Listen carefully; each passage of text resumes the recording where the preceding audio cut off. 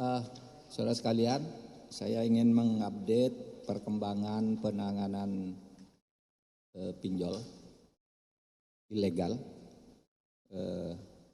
hari ini, dan saya mengundang dua pejabat yang terkait dengan penegakan hukum. Satu, Bapak Komjen Agus Andrianto, ini Kabareskrim Polri, kemudian Bapak Brigjen Purnawirawan Ahmadi, Deputi di LPSK, Wakil Ketua LPSK, Lembaga Perlindungan Saksi dan Korban. Saya menyampaikan hal sebagai berikut, nanti Pak Kabareskrim akan menyampaikan juga, kemudian LPSK juga akan menyampaikan kepada masyarakat. Pertama, pemerintah bersungguh-sungguh dan akan terus menindaklanjuti apa yang sudah diumumkan, yakni melakukan tindakan tegas terhadap pelaku-pelaku tindakan ilegal dan tindak pidana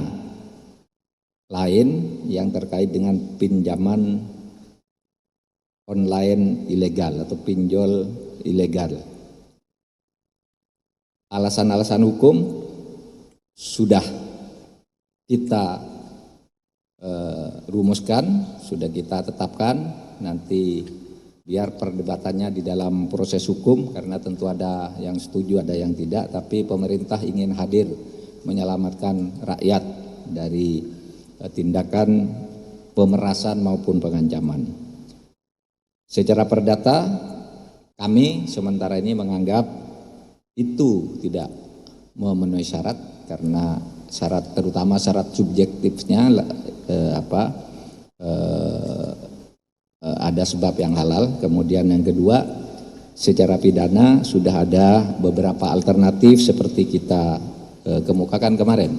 Kemungkinan undang-undang ITE, di undang-undang ITE itu bisa ada pasal 27, pasal 29, pasal 32. Nah, yang pasal 27 itu misalnya penyebaran foto-foto tidak senonoh, foto-foto porno yang disebar untuk mengancam orang agar malu, dan itu banyak yang kasus gitu. Nanti semuanya akan terus ditindaklanjuti. Kemudian para korban supaya berani melapor, polisi akan memberikan perlindungan, pun kalau nanti terkait dengan perlindungan yang lebih spesifik bisa dilakukan oleh Lembaga Perlindungan Saksi dan Korban, yang semuanya itu disediakan sebagai instrumen undang-undang. Itu saja pengantar dari saya. Saya mempersilahkan Bapak Kabareskrim Komjen Agus Andrianto untuk menyampaikan keterangan atau mengupdate perkembangan tentang apa yang sampai saat ini sudah dilakukan. Terima kasih Pak Kabareskrim. Baik, terima kasih rekan-rekan media. Sesuai dengan kesempatan yang diberikan kepada kami oleh Bapak Menko Polhukam, oleh karena itu pada kesempatan ini saya sampaikan perkembangan penanganan kasus pinjaman online ilegal yang dilaksanakan oleh jajaran Polri sesuai dengan instruksi Bapak Presiden melalui Bapak Kapolri. Kita sudah mengungkap 13 kasus dengan 57 tersangka yang tersebar di seluruh wilayah Indonesia. Yang pertama kita mengungkap dari Barreskrim sendiri, kemudian dari Polda Metro, kemudian Polda Jawa Barat, Polda Kalimantan Barat, dan Polda Jawa Tengah. Sementara perkembangan daripada penanganan kasus tersebut kita sedang analisis, kemudian hasil daripada analisis itu akan kita distribusikan kepada seluruh wilayah agar pelaku-pelaku usaha pinjaman online ilegal ini bisa kita tindak sesuai dengan apa yang sudah diputuskan oleh pemerintah. Bahwa memang sebagaimana apa yang disampaikan oleh Bapak Menko Polhukam tadi, bahwa pinjaman online ilegal ini secara objektif dan subjektif tidak memenuhi unsur keperdataan. Artinya kepada mereka tindakan mereka adalah tindakan ilegal, sehingga ini perlu kita lakukan penindakan.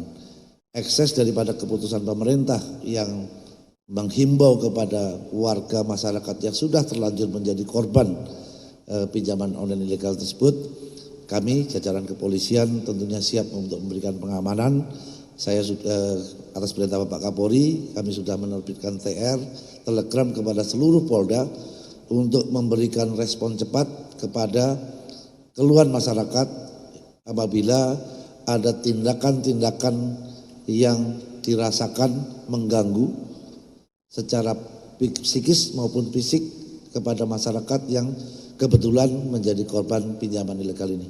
Jadi mohon kepada warga masyarakat untuk berani melaporkan kepada kepolisian atas peristiwa yang dihadapi apabila terkait dengan pinjaman online ilegal ini. Saya rasa itu yang dapat kami sampaikan. Terima kasih. Silakan Pak. Bismillahirrahmanirrahim. Kami dari Lembaga Perlindungan Saksi dan Korban bertugas berwenang memberikan perlindungan saksi dan korban dalam proses peradilan pidana. Terkait dengan kasus pinjol ilegal, LPSK juga sudah berkoordinasi dengan Barreskrim Polri, pihak-pihak terkait yang tidak perlu saya sebutkan pada kesempatan ini. Selain juga LPSK melakukan sounding pendalaman kepada beberapa korban. Dan kita tahu semuanya, pinjol ilegal begitu meresahkan masyarakat. Peminjaman dengan secara cepat, mudah, bunganya sangat tinggi, menjerat. Kami memberikan apresiasi telah dilakukan proses hukum dan untuk itu LPSK juga siap memberikan perlindungan kepada saksi, korban, pelapor untuk kepentingan proses peradilan, mulai penyidikan sampai nanti di peradilan. Ini penting agar clear dan bagi pelapor atau pemohon merasa aman, tidak takut, dapat menerangkan keterangan yang sebenar-benarnya.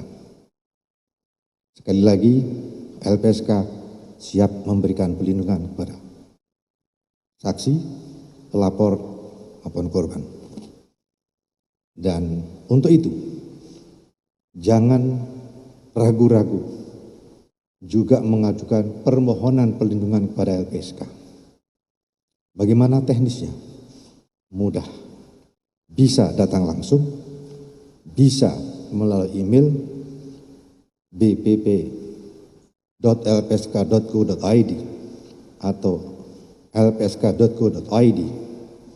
Bisa juga melalui 148 call center, nanti akan di follow up oleh petugas tersebut, dan mekanisme melalui Android pun bisa, jadi mudah.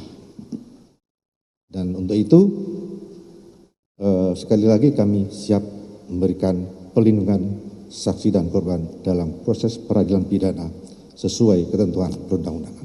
Terima kasih. Assalamualaikum warahmatullahi wabarakatuh. Baik, saudara, terima kasih.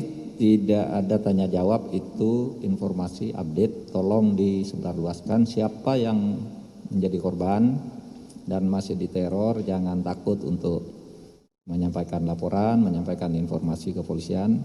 Saya tahu Polri sangat proaktif, tetapi kalau masih ada yang terlewat, silakan lapor. Proaktif itu artinya udah banyak sekali laporan-laporan.